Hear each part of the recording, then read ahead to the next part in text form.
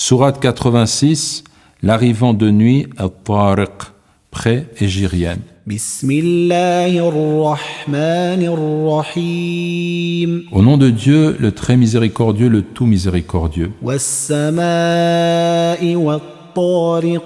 Par le ciel et par l'arrivant de nuit. Wa mā adraka mat-Tariq. Et qu'est-ce qui pourrait te faire connaître ce qu'est l'arrivant de nuit? An-najmu ath-thāqib. L'étoile perçante. إن كل نفس لما عليها حافظ. Il n'est âme qui n'est sur elle un gardien. فلينظر الإنسان مما خلق. Que l'homme regarde donc de quoi il a été créé. خلق من ماء دافق. Il a été créé d'une eau jaillissante يخرج من بين الصلب والترائب. sortie d'entre les lombes et les côtes. إنه على رجعه لقادر. Dieu est certes capable de le ramener يوم تبلى السرائر. le jour où les secrets seront mis à l'épreuve. فما له من قوة ولا ناصر. L'homme n'aura alors ni force, ni secoureur. Commentaire, sens des expressions et explications. L'arrivant de nuit, et qu'est-ce qui pourrait te faire connaître ce qu'est l'arrivant de nuit? L'étoile perçante. At-Tariq désigne toute personne qui arrive la nuit, ou encore celui qui frappe à la porte.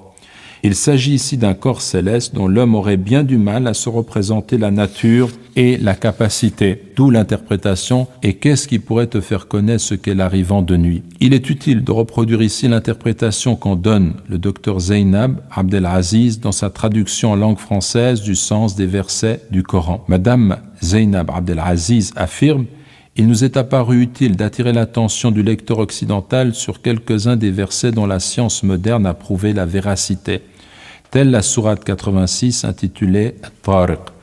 C'est l'étoile à neutrons ou pulsar, 1969, dont la densité est de 10 kg par centimètre cube, c'est-à-dire 100 millions de tonnes par centimètre cube, et dont le rayon atteint 10 km environ. L'étoile à neutrons tourne sur son axe à grande vitesse en émettant régulièrement des signaux de forte intensité, des pulsations régulières, d'où son appellation de pulsar, mot dérivé de l'anglais pulsating star. La densité de cette étoile est difficile à concevoir. Un ballon de football, par exemple, de cette matière à neutrons pèserait 50 000 billions de tonnes. Placé sur la Terre ou sur n'importe quelle autre planète, il la perforerait avec la même facilité qu'une bille de plomb perforerait un amas de farine, laissant derrière elle un trou du même format que la bille. C'est une des caractéristiques du Coran qui ne contient en fait aucune affirmation qui puisse être critiquable du point de vue scientifique à l'époque moderne. Fin de citation. Notons que l'expression « en-najm thaqib » signifie exactement l'étoile perçante, mais peut avoir aussi le sens d'étoile brillante, d'où les traductions « astre au rayon transperçant » de Sadok Mazir, ou encore « l'astre qui perce les ténèbres » de Salah ad-Din Keshrid. Il n'est âme qui n'est sur elle un gardien, selon la lecture de Hafs avec lamma. Autre sens possible, selon la lecture de Nafer, lamma au lieu de lamma, toute âme a certes sur elle un gardien. Un ange qui la surveille avec vigilance et note ses actions.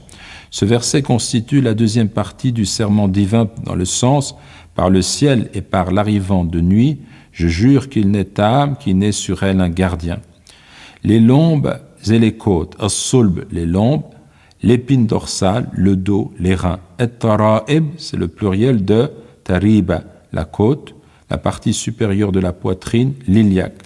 Le premier terme serait relatif à l'homme, alors que le second serait relatif à la femme, selon le commentaire de El-Jalalayn.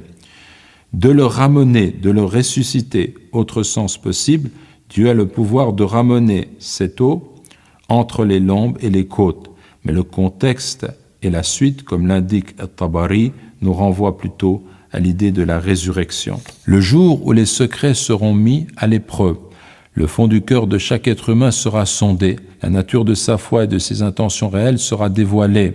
selon Al-Jalalayn. D'après Ibn Omar, le messager de Dieu sallallahu alayhi wa sallam a dit: pour tout traître sera dressé au jour du jugement vers son derrière un drapeau où sera indiqué: ceci est la trahison d'un tel, fils d'un tel. Hadith rapporté par Al-Bukhari et Muslim. Ibn Kathir donne ce hadith pour illustrer le fait que ce qui était caché deviendra apparent. L'homme n'aura alors ni force ni secoureur, le négateur et l'incroyant. Quelques enseignements. Premièrement, l'ensemble des actions de l'homme est enregistré par un gardien qui le surveille attentivement. Nous n'avons pas à nous interroger sur le mode de cet archivage. Par contre, il y a la matière à réflexion.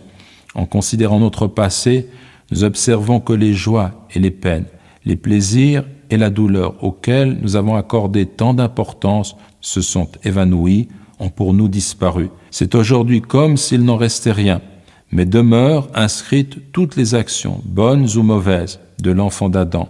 Son retour à Dieu est inéluctable. Deuxièmement, l'homme ferait bien de méditer aussi sur son origine. Du sperme, dont il voit bien la consistance, et d'un ovule, le Créateur a fait un être complet, capable de connaissance, de réflexion et de sensation. Le pouvoir de Dieu n'a pas de limite.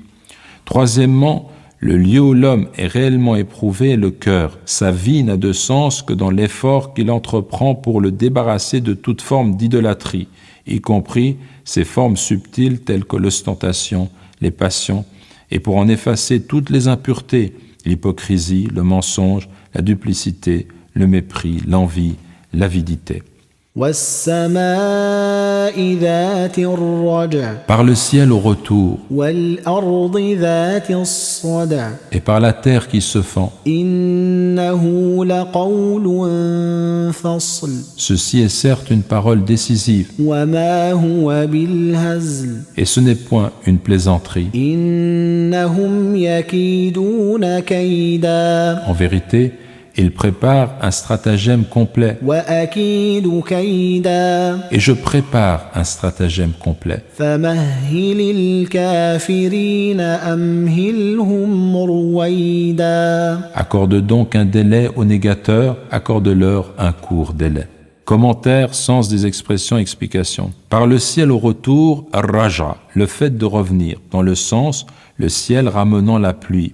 Les Arabes désignent la pluie par ce nom parce qu'elle revient à tout moment, selon Al-Jalalayn. La pluie est appelée retour parce que les nuages sont formés à partir de la vapeur qui vient des mers, des lacs et des rivières, selon le commentaire du Cheikh Hassanayn Mohammed Makhlouf.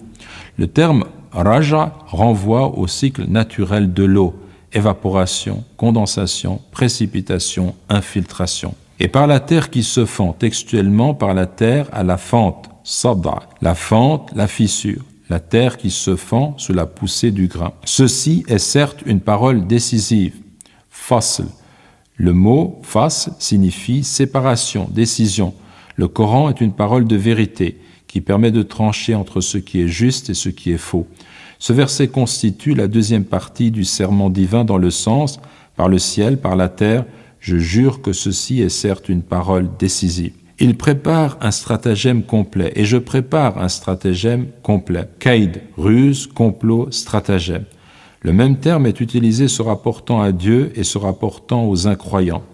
En ce qui concerne ces derniers, il signifie qu'ils complotent contre le message de l'islam de la façon la plus machiavélique, usant de tous les procédés déloyaux pour nuire aux croyants. Et Dieu fait en sorte, par une planification dont les hommes ne voient ni la juste profondeur ni la subtilité, de les amener à subir, pour autant qu'ils ne se repentent pas dans les délais impartis, la conséquence extrême de leurs actes. Accorde donc un délai aux négateurs. Ce verset comprend une lourde menace adressée aux polythéistes et aux incroyants. Accorde-leur un court délai. Les polythéistes avaient combattu le prophète sallallahu alayhi wa sallam et ses compagnons, les persécutant, les chassant et les contraignant à l'exil. En une décennie à peine, la situation se retourna complètement et les peines que subirent les croyants eurent finalement des conséquences heureuses. Les commentateurs rappellent ainsi que les négateurs connurent leur premier revers important lors de la bataille de Badr, survenue en l'an 2 de l'Hégire. selon le commentaire de El-Jalalayn et de Abu Bakr el-Jazairi. Mais on peut aussi bien retenir le sens général de ce verset. Comme il est dit ailleurs dans le Coran, nous leur donnons de la jouissance pour peu de temps, ensuite nous les forcerons vers un dur châtiment. Coran, sourate 31, verset 24, selon le commentaire de Ibn Kathir. Quelques enseignements. Premièrement, pour souligner la toute-puissance du Créateur, le Coran prend à témoin les phénomènes naturels qu'il décrit en utilisant des termes choisis dont la science aujourd'hui ne peut que confirmer la précision. Deuxièmement, la révélation est vérité, aussi vrai que vous observez la terre qui reçoit l'eau et qui donne par la grâce de Dieu une végétation florissante. Très souvent dans le Coran, la révélation qui descend du ciel est liée au symbole de la pluie. Cette dernière assure la vie des corps par leur nourriture terrestre, alors que le Coran préserve la vie de l'esprit par la vérité céleste. Troisièmement, le terme « raja », retour, revient à 2 reprises dans cette sourate. Une fois au verset 8, avec le sens de retour de l'homme à la vie, c'est-à-dire sa résurrection, et une autre fois avec le sens de la pluie au verset 11. Or, ces 2 termes sont également liés de façon constante dans le Coran et servent à démontrer que Dieu a le pouvoir de ressusciter l'homme. Et invoquez-le avec crainte et espoir, car la miséricorde de Dieu est proche des bienfaisants. C'est lui qui envoie les vents comme une annonce de sa miséricorde, puis, lorsqu'il transporte une nuée lourde, nous la dirigeons vers un pays mort de sécheresse, puis nous en faisons descendre l'eau, puis nous en faisons sortir toute espèce de fruits, ainsi ferons-nous sortir les morts. Sourate 7, versets 56-57. Quatrièmement, l'existence humaine n'est pas un jeu, pas plus que la révélation nous est donnée en vain. L'homme libre et disposant de ses facultés se doit de vivre selon l'ordre divin.